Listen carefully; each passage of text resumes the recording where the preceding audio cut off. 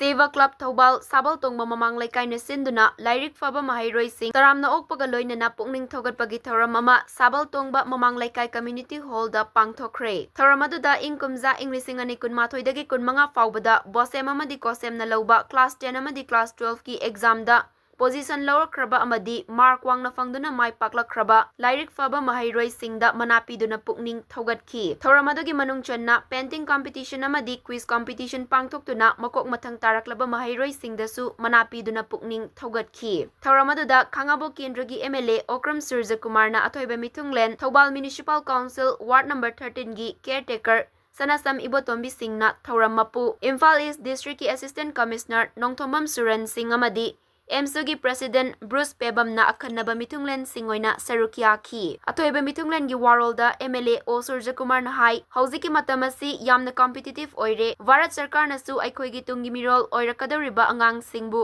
mahai masing ningthina tamnabagi damakta scheme kayagi khuthangda kanaba piri education system lomda yenglabasu new education policy kaya puthoktuna Maheiroi singi damakta kanna hotnaribani adubu yamna laibak thibadi lamdamasida mark wangnaba khaki khanduna aranba pambai sizinabagi chatnabi ama ui asiguma chatnabi asi mapa mama oiriba singamadi Maheiroi singi lup singna achauba thaudang lauduna thingminna hausi amadi lamdamasigi tungi yumbiren oirakadoriba Maheiroi singbu kanminna hausi haiki education khatasuna kana to fill mayam da lekai sida sapatnaba lekai sigi development work lekai sigi education da mayam kana honabina base ai yamna haraujai ai maha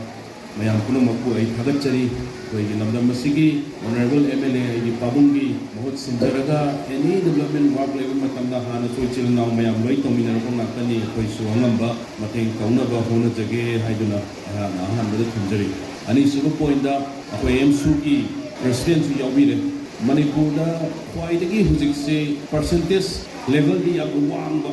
ai mayam punumakku position lawaiba aduga nasida prekha phoraiba class 10 12 phoraiba mayam sigi dishearten tawnaba makoida discourage tawnaba haijaba wanate india gi system da la easy tang yembiyo ahambada khunganga lai weimun singda larik tamnaba namdana tamnaba haiduna right to education haiduna larik tamnada buni ko satra mayam se right to education hai malak bakto adui matunda mama mapa lai ro mayam se government ki policy mayam ni ko matung lai se mama mapa lai ro mayam sida macha na puk hangaga kamaina larik tumni ana masigi policy jing makhada midday meal da pirise the uniform ga government school da free da pirise the right to education midday meal karong matang step by step la the education gi mami jitra la ka hawra matung di akoi hujik lai si akoi gi new education policy nama la is them asida mayam intellectual mayam da pamba mayam di europe yai adu foundation dagi Satra singsi maru jit phajana sengna semakadamni ko pi ngai matam dadi moi je pressure pi gadawba natte ko satra singse haiduna even class 10 education ji class board ki exam ji koi music grading system la is the competition yang leiragadi